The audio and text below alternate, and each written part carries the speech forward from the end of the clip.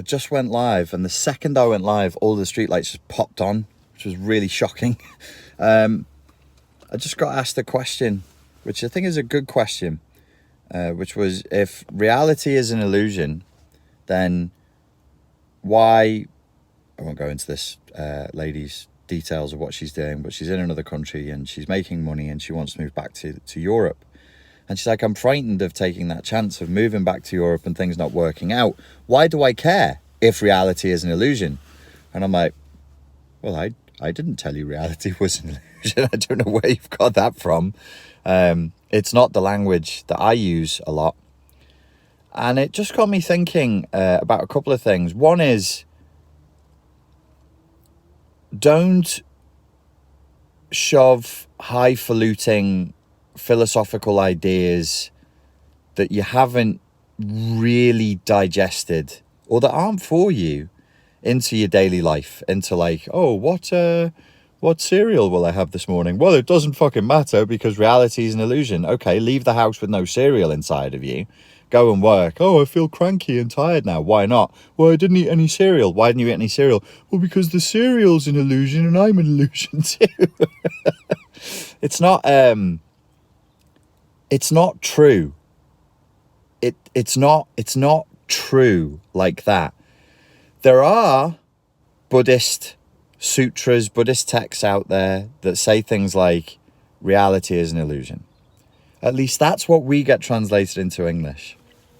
And this isn't me. I gave up with Buddhism. I was like, okay, the further in that you go, the more complicated it gets.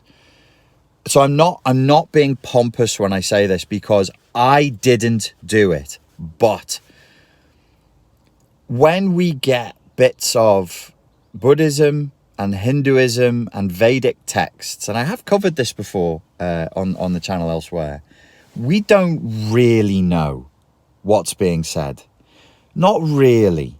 Just for an example, say you show me a sutra that says, well, this Buddhist saint clearly said, don't be fixated on the things of this world, for reality is just an illusion. I'd go, okay. Who translated that? When did they translate it? Is it a direct translation from Sanskrit to English? Now, in English, which is an Indo-European language, we do have Sanskrit words like dusk or dusky. It's an Indo-European language. That's the clue. We have we use Sanskrit terms that have changed their meaning, obviously, over time. But you can't just take an academic word from Sanskrit and jam it into English and go, there you go, bloody reality's a bloody illusion, isn't it? What was the Sanskrit word for reality? What was it? What was the context? What period were they talking? Because even like everybody knows what karma is. Most people would know what dharma is, Dharma.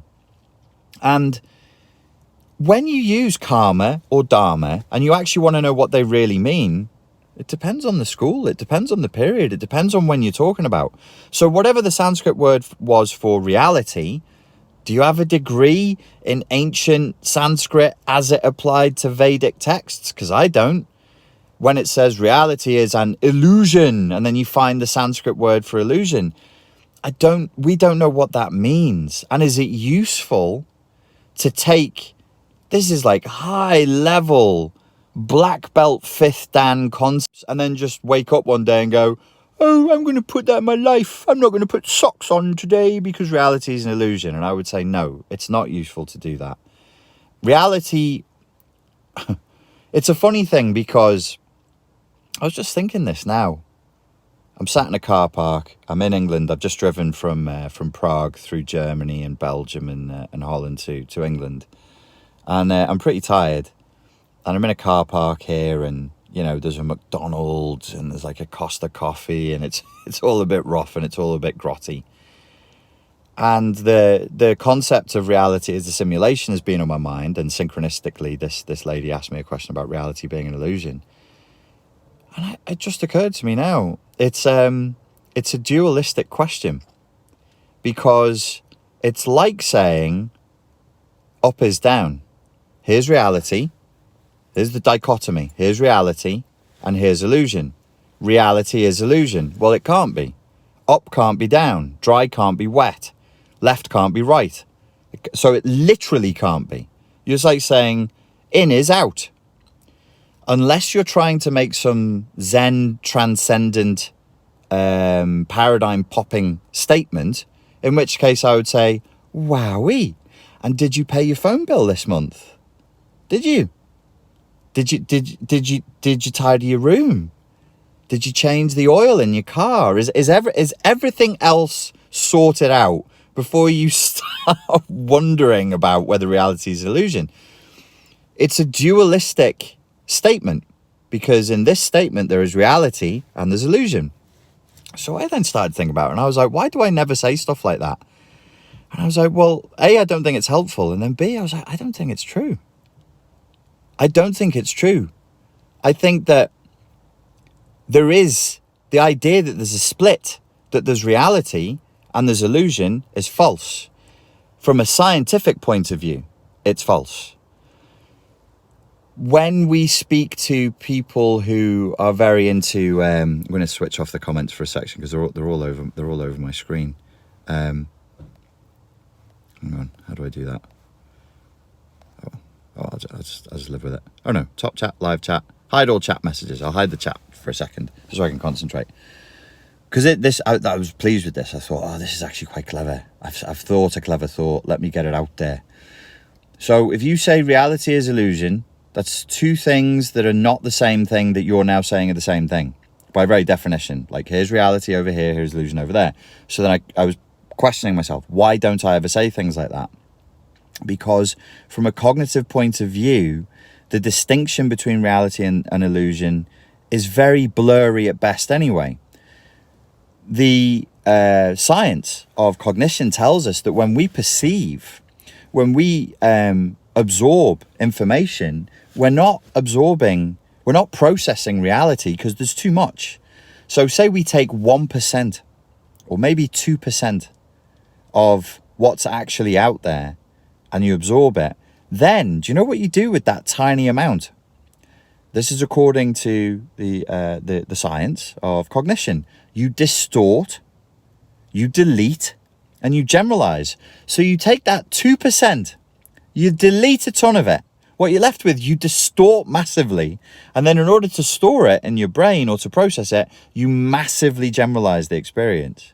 So where is this reality? Where is it? Where is this illusion? What illusion? What does this mean? I can, take big, dangerous, potentially disastrous steps in my life because, well, reality is an illusion. And what do you conclude from that statement? So that's a good philosophical question to ask, because whenever somebody makes a statement that sounds like a truism or an aphorism, is to say, well, what do you conclude from that? Reality is an illusion. So therefore, what, you're just going to do whatever the hell you want and just run down the street naked, covering yourself in blancmange, saying bibbledy-bibbledy-boo? Well, why not? Why not? This statement is being used in the context of saying nothing means anything, but that isn't true. That isn't true. It might be true for some high-level monk living in a monastery up in the Himalayas, or a nun who's just totally detached from the material world. Maybe for them, the external sensory world that they're perceiving, they have no attachment to whatsoever. And maybe for them, they'll sit in the lotus pose with a little smile on their face and quietly die of starvation. That's not hyperbole. There was a Japanese tradition of Buddhist monks who would show their faith by doing exactly that. They would just sit in the lotus pose and starve to death smiling. And they'd prepare their bodies for it ahead of time. They would take their body fat levels very, very low. They'd do insane amounts of exercise, eat some very, very small amounts of food. They would cook bark off the trees and drink it so that there was no nutrients in it. So they'd get really, really, really, really skinny and then they just starve themselves to death. To say, hey, I'm not attached to the material world. And I go, wowie, that's very impressive. if that's what you want to do. But if you're actually trying to live your life, I think it's an awkward mix. I think it's awkward to mix maybe stuff that we've heard in yoga, like at the end of the yoga class, the posturing nincompoop. I mean, the teacher who wants to pretend that they're enlightened says a load of stuff that just isn't true for them. Or they don't, and I'm so glad when they don't. I'm so glad when they're down to earth and normal.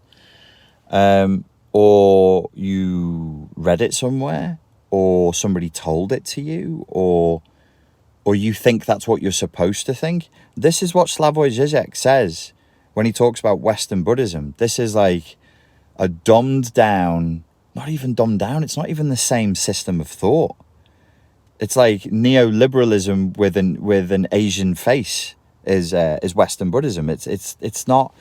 It's got very little to do with Buddhism, with real Buddhism. That's actually an extremely complicated, very nuanced, very difficult subject to tackle if you want to do it seriously. If you don't just want to blurt out trite aphorisms. I would go so far as to say, and I think I have said this on the channel as well, that like for most people, you probably should stay away from that stuff until you've got other things sorted out first. Don't make big major decisions in your life with half digested bits of Eastern philosophy ringing in your ears. Don't tell yourself that nothing means anything. It clearly does. You hurt. You can get hurt. And if you're young and you're making a decision about what to do with your life and you feel anxious about it, consider the possibility that you're right, that your emotions are correct. If your emotions say, hey, I'm fucking anxious about changing my life right now, you should be. What's the consequence? Oh, the police are here now. They've come to take me away. The Kent Thought police are here. The busies are here, la. Can you see them? Beep, beep, beep. Because I'm committing thought crimes. So it doesn't... I don't think this is a very helpful way to think about things. You know, consider that your emotions might be right, that you might be right. If you're anxious about making decisions in life, consider that you should be. I don't feel confident in doing this. Fix me. They used to say that to me in the martial arts. They'd be like, I'm not very confident with my boxing skills. Can you give me some hypnosis to make me more confident? And I'm like, yeah, I could do. How is your boxing, by the way? Oh, no, it's not very good. Do you ever train boxing? No. When was the last time you sparred? 3 years ago. Okay, so you're telling me you're not confident because you're not good, right? So your feelings are accurately reflecting the reality and trying to protect you. Why would we turn that off? Oh no, I just should feel super confident about everything. No, you shouldn't. You fucking shouldn't feel confident about everything. If you're not capable, please don't feel confident. Please don't be like, there's nothing worse than somebody who doesn't know what they're doing, but is trying to cover for it with overconfidence. If you don't know what you're doing, you don't know what you're doing. If you feel anxious, you feel anxious. I just assume if I feel anxious about something, maybe because I'm doing something dangerous. You're young, you're making big decisions about your life. These are the kinds of decisions that you can look back on with regret. And, you know, I got my grey stripes, la. I can talk like this now. I've got regrets. You don't want that. You don't want that because you can't change the stuff that you already did. The simulation doesn't work like that. There's no time machines here. So you want to live your life when you're young, when you're really young, you're like, I want to live my best life. And then as you get older, it's like, I want to kind of just avoid disaster. And then it gets to, I'd really like to live a life where I have very few regrets. I won't have zero regrets, but I'd really like to diminish the number of times I look back on something I did and go, fuck me. Fuck, why did I say the thing? Why did I do that? Massive flashbacks of guilt and shame and just horror at the stupidity of what we've done. This is like anti-life coaching. I told you guys a while ago I wanted to change the name from Spartan Life Coach to Fuck My Life Coach, but then it sounds like, no, that sounds like a porn site. I meant like, you know, FML. Oh, fuck my life, not fuck my life coach. Okay, let's cut that bit. So yeah, you want to do it backwards. You want to do it the other way. You want to try and find a way of doing things that make sense from where you're at. Be careful with this spiritual mumbo jumbo stuff, because it might not be mumbo jumbo, but it's mumbo jumbo to you and it's mumbo jumbo to me, unless I'm going to take a 3-year degree to really, really understand the nuance of these Sanskrit terms. And honestly, the people I know who, very few people, like I can think of 2 or 3 people I've had interactions with who had me feeling like this person really knows what these Vedic texts mean. It wasn't 3 years. Some of them were 10, 15 and 20 years in, and they knew this perspective and the other scholar's perspective, and they knew what it meant in this period, but then in this period. And I'm like, damn, I just want to get out of bed and put my socks on and feel okay, man. I'll take a few quick questions, then I need to finish this drive.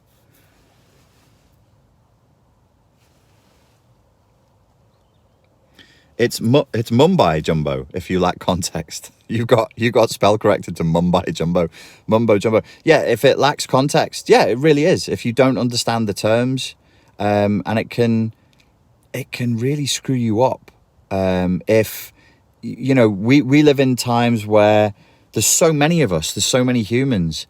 There's no initiates and there's no masters. There's nobody to initiate you. There's nobody to master, which is such a shame that you can't have a wise elder there. Because if you went some old wise elder and said, oh, apparently reality is an illusion, so I'm just going to do something reckless, they'd be like, they'd probably whack you over the head with a broom.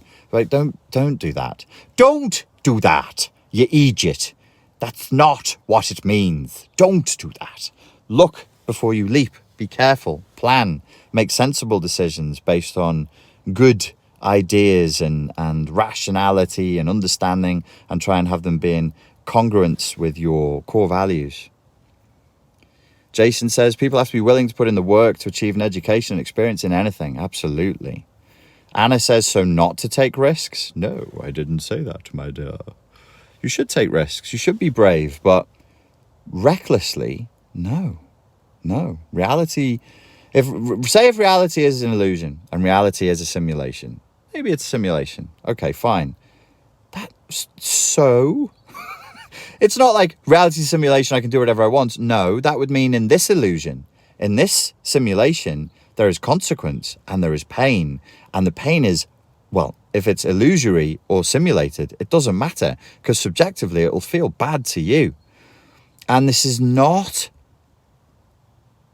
There are things here, I'm looking at people right now, and I've just been through a petrol station and looked around and felt the energy in the air. It's really easy to fuck your life up. Please don't. Please, please, please be careful. Be careful. Be gentle with your life, your lifestyle, your time, your attention, who you're with. It's so easy to get it wrong. And in this, if it is a simulation and this is an illusion, you are made to carry the burden of your bad decisions to the end. And on that light and happy note, I shall continue my journey. Ladies and gentlemen, thank you very much for your time and for your attention. And I illusorily look forward to speaking to you in the Matrix soon.